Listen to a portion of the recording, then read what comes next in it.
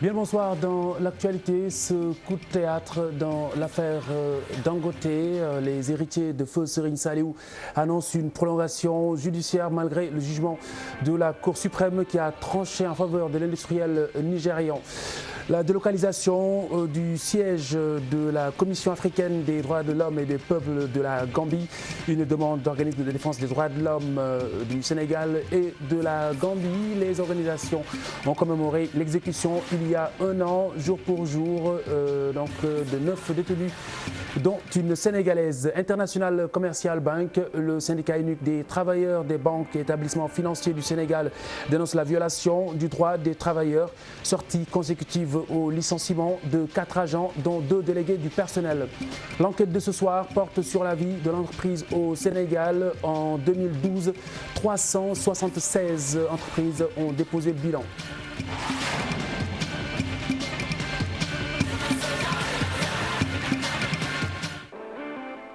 Prolongation plus que probable de l'affaire Dangote et les héritiers de Serigne Saliou, ces derniers qui annoncent une prolongation judiciaire malgré le jugement rendu par la Cour suprême.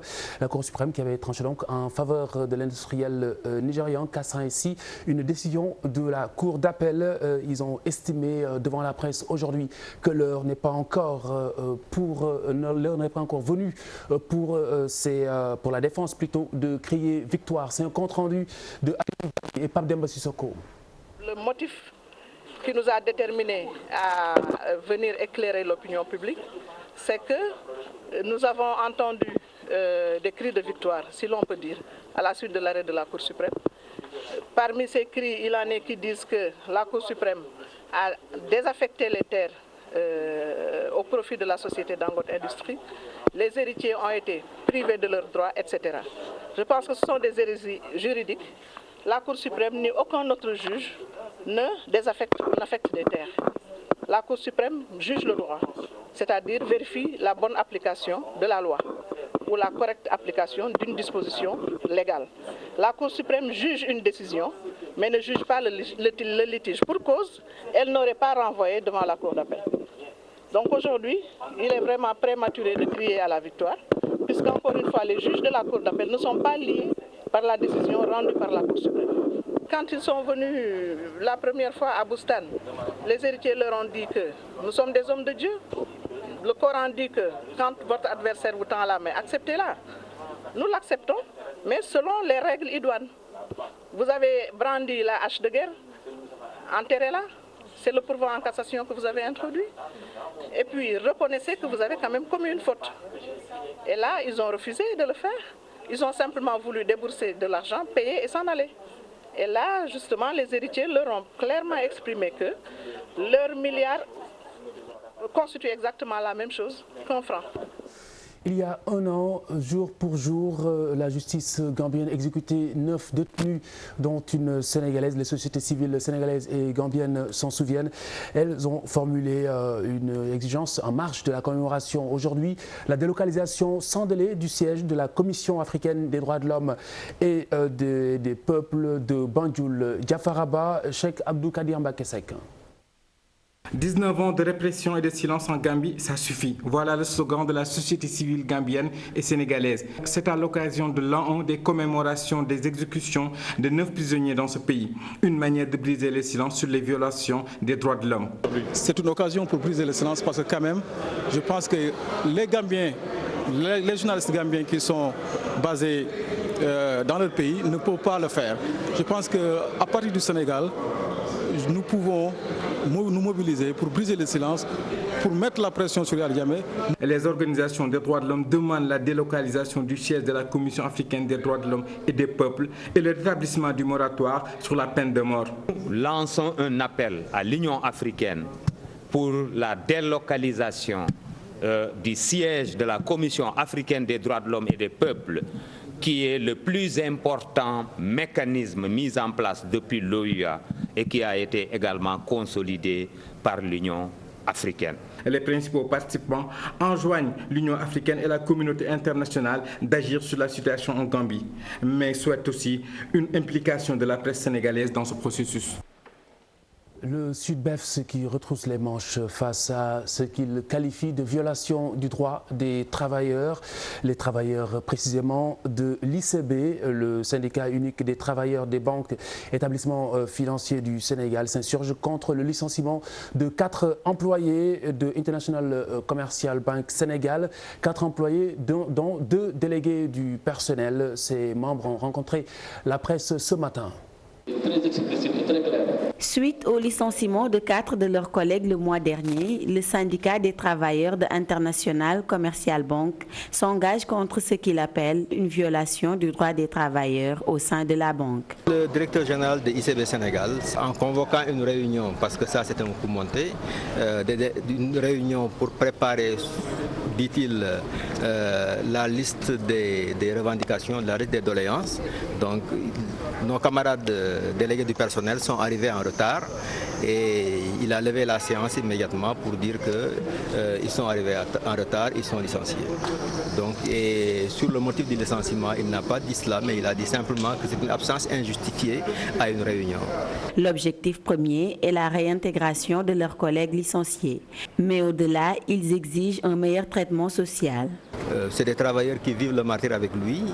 C'est quelqu'un qui n'aime pas la contradiction. C'est un monsieur qui prend les travailleurs comme ses sujets et qui ne veulent pas que les agents s'expriment librement. Et nous allons le combattre. Parce que nous allons le combattre. D'abord, nous avons commencé à le faire parce que d'abord, comme ils ne voulaient pas de délégués, nous avons tout fait pour qu'il y ait des élections de délégués. Parce que nous, ce qui est important, c'est qu'on respecte la loi et les règlements. Donc, les élections de délégués sont régies par le décret 67 360 du 9 décembre 67 et il faudrait que ça soit appliqué. Nous avons décidé de mettre en place un plan d'action. Le syndicat unique des travailleurs des banques et établissements financiers du Sénégal a établi un plan d'action qu'il va dérouler la semaine prochaine. Assemblée générale, sit-in, marche des travailleurs, entre autres actions prévues. L'inspection générale d'État, l'IGE, qui a demandé une enquête judiciaire à propos de la gestion douteuse de certains administrateurs d'entreprises au Sénégal. Ces sociétés qui auraient été mal gérées entre gré à gré, violation de procédures et du code des marchés publics, ce qui suscite des interrogations au niveau de l'IGE. Le port de Dakar, le ministère de l'économie maritime, l'ARTP et le King Fahd Palace sont éclaboussés par ces doutes. L'inspection générale d'État démasque les pilleurs et dévoile la mauvaise gestion des deniers publics. Au port autonome de Dakar, sous la direction de Barasadi, Nafingom Ndour et ses collaborateurs ont décelé des défaillances et fautes de gestion. La convention de 54 milliards signée entre le port et Dubai Port World n'a pas été respectée. Le port, dans cette transaction, a subi un préjudice de 28 milliards. Rien qu'à la RTP, en 5 années, la masse salariale a octuplé. De 240 millions en 2002, elle va jusqu'à 1 milliard 140 millions en 2006. Les honoraires de consultance également passent de 16 millions en 2002 à 1 milliard 140 millions en 2004. Et dans la même période, l'effectif grimpe de 34 à 116 agents. Le King Fahd Palace, cédé à un privé également, n'est pas en reste sur la liste des structures épinglées. Il lui est reproché de ne pas respecter les textes de réglementation sur les contrats. 50% du revenu brut d'exploitation lui sont attribués, là où il avait droit qu'à 15% prévu. En plus de cette faveur, Racine Sy, l'administrateur de l'hôtel King Fahd Palace, est rémunéré à hauteur de 7 millions mensuels. Le ministre de l'économie maritime, Khoureyssi Thiam, entre 2011 et 2012, selon le rapport de l'IGE, a englouti 11 milliards qui devaient revenir au trésor public. Il aurait, selon l'IGE, contribué au bradage des ressources halieutiques à son profit. À la lecture du rapport d'audit de l'inspection générale d'État, on est tenté de dire que la violation des codes de marché, les dérapages et abus sont érigés en règle, l'orthodoxie managériale en exception, le gaspillage et le népotisme en code de conduite. Samuel Sarr, ancien ministre de l'Énergie, après la publication du rapport qu'il a accablé, a déploré le fait que l'IGE n'ait pas tout dit au président de la République. Il déclare en outre ne rien se reprocher dans la gestion du marché du pétrole brut entre APL et son client, Lassar. L'inspection générale d'État, après avoir remis son rapport, demande l'ouverture d'une information judiciaire pour certains dignitaires de l'ancien régime. Le dernier mot revient au président de la République. Les révélations de ce rapport ne laissent pas de marbre le contribuable sénégalais.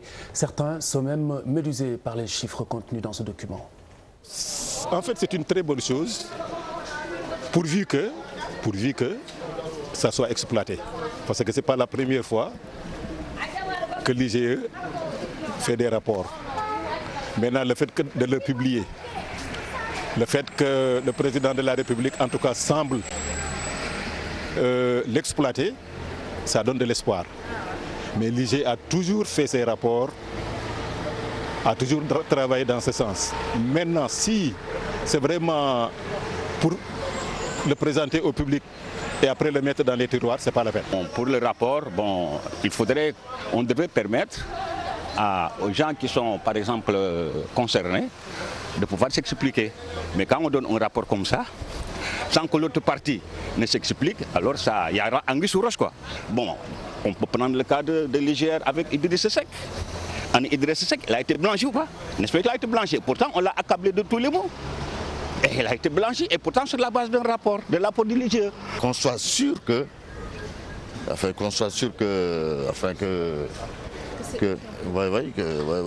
ces accusations sont bien fondées aussi. Ça, que ça ne s'arrête pas juste sur une sorte d'acharnement. Ça ne veut pas être d'acharnement. Et qu'il fasse tout pour que cette démarche aboutisse. Il ne faut pas que ce soit de l'agitation. Pour endormir les gens, il faut aller jusqu'au bout. Mais pour moi, je trouve que l'IGE ne devait pas être logé au palais. L'IGE devait être une structure indépendante, comme par exemple le tribunal. L'IGE devait être une structure indépendante. Et son travail ne devait pas être orienté par qui que ce soit. Il devait être animé que d'une seule volonté de dire, d'écrire ce qu'ils ont trouvé et le dire de manière véridique.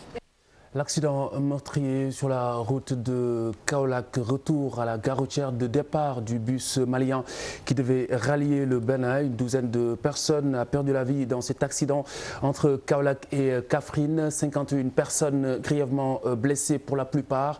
Les chauffeurs trouvés sur place estiment que l'étroitesse de ce tronçon Kaolack-Kaffrine, cette étroitesse n'est pas donc étrangère à cet accident. C'est de cette gare que le bus qui a fait un accident sur le tronçon Kaolack-Kaffrine est parti. Chauffeurs, clients et guichetiers sont encore sous le choc. J'ai vu ce que j'ai vu, vraiment, c'est dur. Parce que voir des corps décapités, c'est vraiment un peu inexplicable, quoi. Aujourd'hui, franchement, on est choqués par cet accident. Ça nous fait très mal et puis ça nous a surpris aussi. Des années, on est sur ces routes-là. La compagnie n'a jamais eu un problème. Bon, franchement, ça nous surprit et ça nous choque. On est jusqu'à présent sur le choc. Ça m'a choqué et ça m'a fait tellement mal parce que voir des frères et des sœurs qui meurent comme ça sur la route, ça fait tellement mal. Ça nous gêne. Ce monsieur qui s'était rendu sur les lieux pointe du doigt l'étroitesse du tronçon et le mauvais stationnement de certains véhicules. Ce tronçon est trop étroit. En plus de ça, vous trouvez des camions mal stationnés. Imagine si c'est la nuit, vous pouvez ne pas les apercevoir. C'est ce qui est le plus souvent à l'origine de ces accidents. Cette dame décrit le comportement de certains chauffeurs. Elle a appelé les autorités à prendre des mesures. Ils n'ont qu'à faire sévère sur les permis de conduite et regarder les gens bien conduire, les gens qui peuvent très bien apprendre à conduire, on puisse conduire. Mais ces temps-ci, il y a trop de, comment on dit, il y a trop d'accidents. On n'a qu'à éviter ça. Des chauffeurs qui indexent le mauvais état des routes, des clients qui rejettent le tort sur certains automobilistes, le tronçon Kaolack-Kaffrine a, en l'espace d'une année, enregistré plus de 30 morts. Après la réciprocité des visas, le CNP, le Conseil national du patronat, souhaite que le principe de la réciprocité tout simplement s'applique aux entreprises. Voici Beide Agne au micro TFM de Dissa Prera. Et que bien sûr rappeler aussi que nous sommes pour la production. Nous devons soutenir les entreprises qui investissent ici et qui produisent. Nous avions abordé toutes ces différentes questions, donc parfois sectorielles. Bien sûr, nous avons même évoqué la problématique des visas pour un secteur de tourisme. Bien sûr, on a opposé l'intérêt d'un secteur à une question souvent brandie, c'est-à-dire cette question de réciprocité. Et moi, je dis tout le temps, on peut être d'accord sur la réciprocité, mais il faut alors que ce soit la réciprocité au sens le plus large possible. Ça veut dire que si moi, entreprise sénégalaise, je ne travaille pas en France ou en Chine, donc cette entreprise française ou chinoise ne travaille pas au Sénégal. C'est aussi de la réciprocité. Donc je dis pour moi, ça ne doit pas être une question de sentiment. Ça doit être simplement la question que nous devons nous poser, c'est quel est l'intérêt du Sénégal. Et c'est ça qui doit, à mon sens, gouverner les politiques que nous mettons en place. Bon, il est évident que l'effet de ce visa dans le secteur touristique aujourd'hui commence à être senti difficilement pour ce secteur. Bon, mais ce n'est pas le seul facteur. Et puis cet exutoire des parents, pères et mères de famille pendant cette période de fermeture des classes, les colonies de vacances, seulement le contexte de crise économique vient faire vaciller cette trouvaille à l'initiative parfois d'établissements, parfois d'institutions. En voici une de colonies de vacances avec Khadim Sissé et Ibou Diouf en immersion. Et pourtant, il y a quelques années de cela, c'était comme un rituel. Les colonies de vacances étaient très fréquentes. Les élèves attendaient avec impatience la fin de l'année scolaire pour aller à la découverte d'autres espaces, d'autres cieux. Aujourd'hui, la donne a un peu changé. Cela peut s'expliquer par plusieurs facteurs. D'abord, nous avons la crise économique qui est un facteur important. L'autre aspect, c'est la manière d'organiser les colonies de vacances.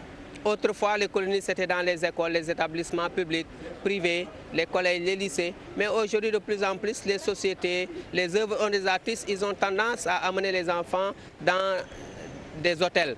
Alors que le coût global de fonctionnement d'une colonie de vacances dans un hôtel, il est aussi important et par rapport comparé à une colonie de vacances organisée dans un établissement scolaire. Malgré le contexte de crise évoqué, les colonies de vacances restent instructives pour ces jeunes écoliers. Après 9 mois d'année scolaire, ils ont besoin de repos, ils ont besoin de vacances et ils ont besoin d'être épanouis. Alors c'est la raison pour laquelle les parents et nous pensons qu'il est important que les enfants puissent bénéficier de ces moments de vacances entre eux, non seulement pour s'épanouir. Les enfants se détendent et parfois on fait des excursions. Comme tout à l'heure, nous avons visité l'Assemblée nationale et nous avons appris beaucoup de choses. Le rôle de l'Assemblée nationale, quels sont les gens qui y siègent. Nous savons que ce sont les députés et le rôle des députés aussi. Avec cette période de conjoncture, les institutions, établissements scolaires ou entreprises organisent des colonies de vacances pour les enfants grâce au mécénat ou le soutien des amicales. Sans œuvre, la colonie, accompagner. Aujourd'hui, sans œuvre, il est difficile d'organiser des colonies de vacances. C'est pourquoi l'amicale des femmes du ministère des Finances se mobilise pour accompagner nos enfants. Pour accompagner là.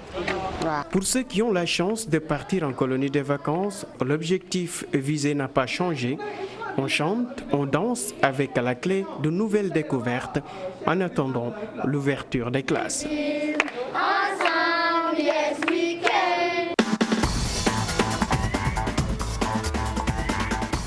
Pape Abdoulader, bonsoir. Bonsoir, Khalifa Diakhaté. Nous reparlons de la défaite des Lions à Abidjan. Large défaite face à la Côte d'Ivoire, pays organisateur, rappelons-le, 74-46. C'est lors de la deuxième journée de la poule A de cet Afro-Basket 2013. L'entraîneur des Lions du Sénégal a pointé du doigt la maladresse de ses joueurs et assume sa part de responsabilité. Je pense qu'on a fait un mauvais travail dans la raquette. Simplement, on a pris 28 points. À l'intérieur de la raquette, c'est très difficile. Quand une équipe prend beaucoup de points à l'intérieur, c'est très compliqué. Je pense également qu'on a tiré précisément, parce que quand même, quand tu tires 21 fois à 3 points, tu marques 4 fois. C'est 4 sur 21. C'est absolument compliqué, tu ne peux pas gagner un match de basket sur ça. Je pense que c'est pas que les joueurs n'ont pas respecté les consignes, mais je pense qu'ils ont pris le match à un niveau où le match n'était pas. C'est un match de basket, c'est un match de classement simplement. Je pense qu'on a créé une rivalité entre la Côte d'Ivoire et le Sénégal. On a pris beaucoup de fautes techniques. Je pense que ça a beaucoup joué sur notre mental. Et à un moment donné, on a baissé les bras, on a essayé de revenir. Et bon, j'ai sorti nos meilleurs joueurs peut-être au niveau des titulaires, comme Mohamed Faye et comment on appelle, le meneur Viennoy, pour éviter qu'il craque pour le deuxième tour, quoi. Toujours avec cet afro-basket, deuxième journée dans les poules B et D. Toujours ce vendredi, avec dans la poule B le Maroc qui a dominé le Rwanda 87-57 et la Tunisie qui a écrasé le Burkina Faso 100 points à 45. Dans la poule D, le Nigeria vient de battre le Congo, deuxième victoire des Nigérians après celle enregistrée devant le Mali. Et depuis 20 heures, depuis quelques minutes donc, les Maliens font face aux Camerounais. Nous y reviendrons juste après ce journal, l'Afro-Basket. Donc, Cheikh Tidiane Diao est en position à Abidjan pour dérouler le journal de l'Afro-Basket. On passe au football avec l'élection du président de la Fédération sénégalaise de football. C'est demain matin à l'hôtel des Almadies. Un des candidats s'est retiré. Il s'agit de Oumar Ndiaye. Il s'est officiellement retiré. Donc, le président de la Renaissance sportive de Yoff soutient désormais le candidat sortant, maître Augustin Senghor. Toujours avec cette élection, les attentes du monde du football. L'ancien international Roger Mendy pense qu'il faut investir dans la petite catégorie, la formation, donc l'un des principaux chantiers du prochain président de la Fédération de football. Il faut mettre les infrastructures, les matériaux de travailler et de développer et d'amener beaucoup plus ces jeunes. Quand on a tout cela sur place avec des entraîneurs agréés, là sûr et certain qu'on commencera à parler de notre football. Il faut qu'on essaie de voir le mal de notre football. C'est qu'on a un jeune aujourd'hui avec 25 ans et demain il se retrouve avec 18 ans. C'est ça notre mal de football. À 18 ans, quand il arrivera à 25 ans, celui-là, il est déjà vieux pour le football. Tout cela est repartir avec des jeunes, mais pas l'objectif de gagner, l'objectif de travailler à long terme. C'est de travailler avec ces jeunes, on s'en fout des résultats. Pour le moment, c'est qu'on amène un groupe en perdant. Tout doucement à 1, 2, 3, 4 à 0, on arrivera à faire un nul. Et après le nul, arriveront les victoires. Et c'est ce que je souhaite pour mon peuple et c'est ce que je souhaite mettre aussi et faire savoir à nos candidats qui nous représentent, qu'ils nous représentent en menant quelque chose de nouveau et pour vraiment le renouveau de notre football. Roger Mendy, en marge d'une visite guidée de l'Académie Génération Foot, Amara Touré, à Denis Biramdao, le président fondateur de ladite Académie. Le budget global du projet est de 5 millions d'euros. C'est équivalent à 3 milliards 200 millions de francs CFA. Pour la première tranche, nous aurons 80 pensionnaires qui seront logés, nourris, et tout est gratuit. La priorité de notre football aujourd'hui, c'est la formation. Si aujourd'hui, Génération Foot a pu construire un centre de formation, c'est à cause de la petite catégorie. Donc la première chose que je ferai si je suis élu, c'est de dire à tous les clubs professionnels, parce qu'on ne peut pas parler de clubs professionnels sans centre de formation. Voilà, Khalifa Diakhaté, c'était là l'essentiel pour les sports. Papa Abdoulaye, merci. Alors, quel mécanisme mettre en place pour préserver l'économie nationale, mieux accompagner l'entreprise locale? L'enquête de ce soir porte sur la vie de l'entreprise. Notez qu'en 2012, 376 entreprises ont déposé le bilan.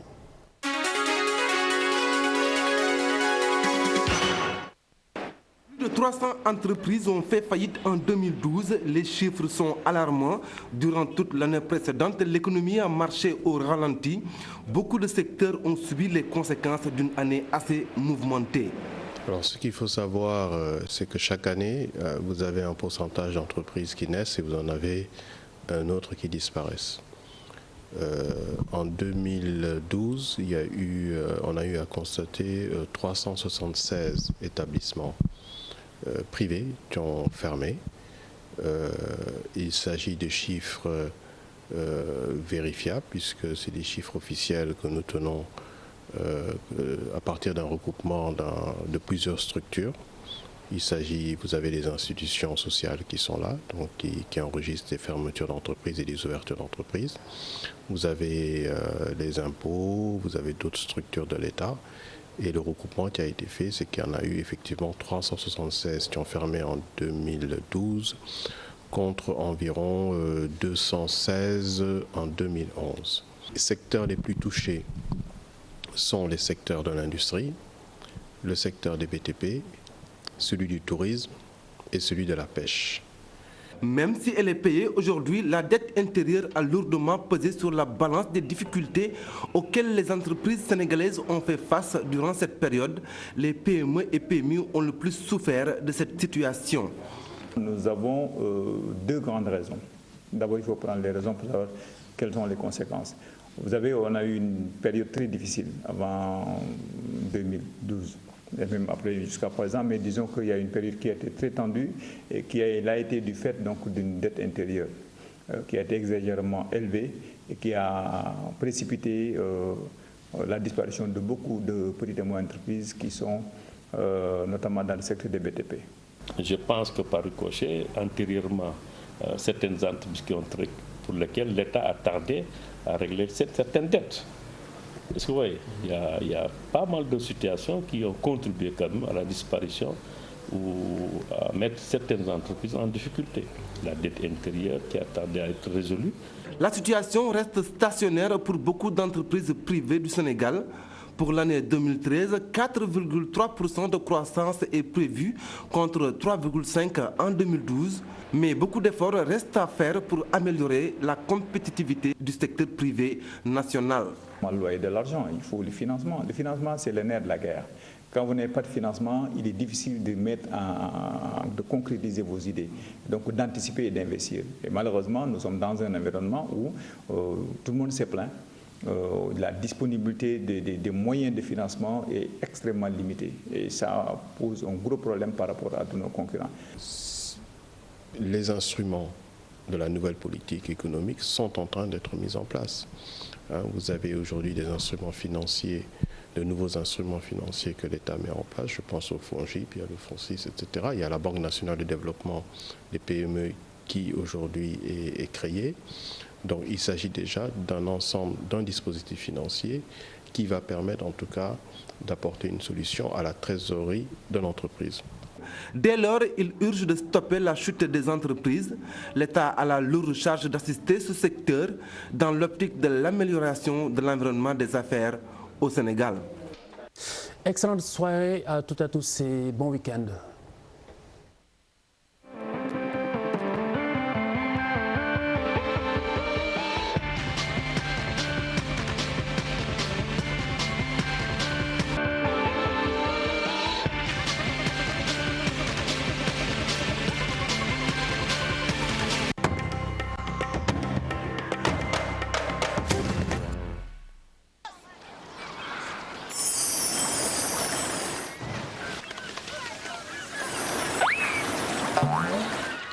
xale yi ñëw leen naan